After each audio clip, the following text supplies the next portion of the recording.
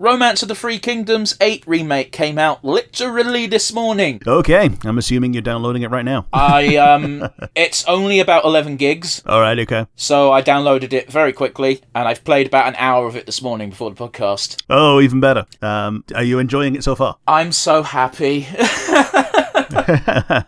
Good shit. What they've done immediately that I can tell you that's different is, in the old games, there was a bunch of events you could have just happen, but if you wanted to know how to do them, you'd have to either look up a guide or just know what you're doing. Yeah. Now, there's a whole section in your UI where if you press this button, it tells you the steps you need to go to unlock an event. Okay. Yeah, I can see that being, like an actual boost. Yeah, so there are personal events and there are historic events. Historic events kind of just happen anyway, because all the pieces just happen. But you can choose not to see the historic events, which means you can prevent land changes from occurring effectively. Okay. Yeah, a lot of these events are this person gets pissed off at this person and takes over their lands, and that just transfers territory without a battle having to happen. Yeah. They brought back the same system from original 8, where it's literally every year you can select as a start point, except for the tail end of the of the years, because then it does like 7-year jumps, because not a lot happens at the end of Three Kingdoms. Sure. I also suspect that in a month, maybe 2, we're going to get a bunch of DLCs that are additional scenarios. Okay. Yeah, to go on to fictional rather than historical. If you pre-ordered the game, sure, which I did by about 2 days, you get a couple of fictional scenarios for free, including the alliance against Cao Cao. Okay. And what if Gongsun Zan had beaten Yuan Shao instead of the other way around? Which, I appreciate you don't play Romance of the Three Kingdoms games, Rick. No, I don't. In almost every single game, Gongsun Zan actually beasts Yuan Shao because he's just got better armies in the game. Sure.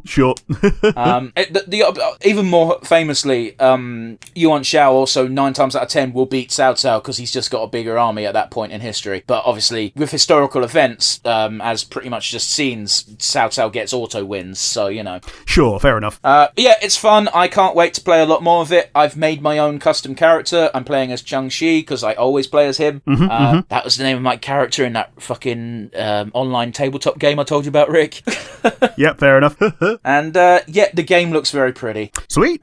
Which is probably the biggest thing they could have done for this remake and was a must, and they nailed it. About the only criticism I can level at it at the moment is there's this thing called CG faces. Right. Certain characters will just move their faces. However, it looks like it's done by a very shoddy AI, and it looks incredibly uncanny, and I don't like it, so I'm probably going to turn those off. Okie dokie. It doesn't add anything, but when you're not expecting it to happen and a character's face moves, you're like, what the fuck just happened? Yeah, fair enough. It doesn't look natural or right in any way. Oakley dokley. 2 weeks later. I've obviously continued to play Romance of the Three Kingdoms 8 Remake. Yeah.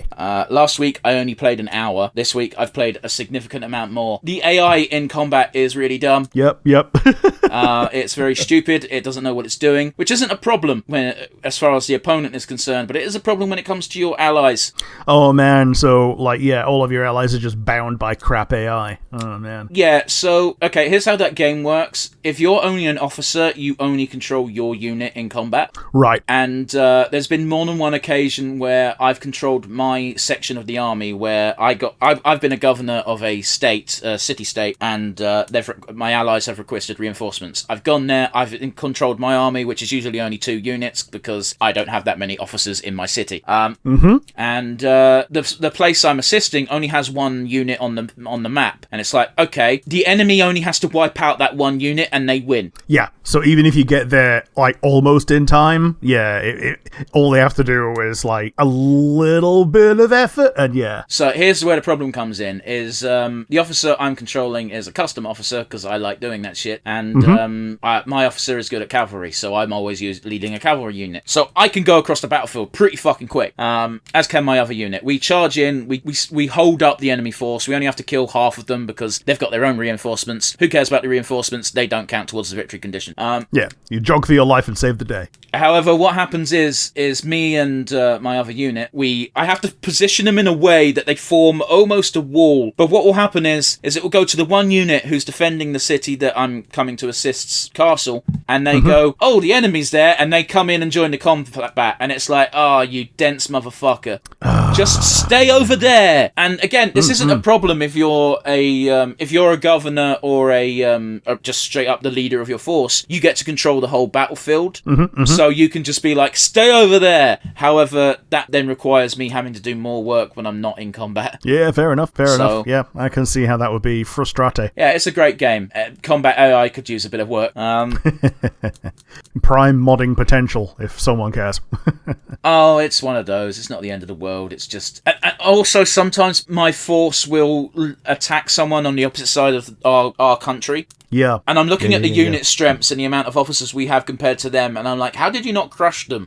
You had twice the troops and double the officers. You should absolutely swamp them. And it's like, I don't fucking know, man. And they're led by Lu Bu. I've seen his unit stats. He's got 500 strength. Yeah.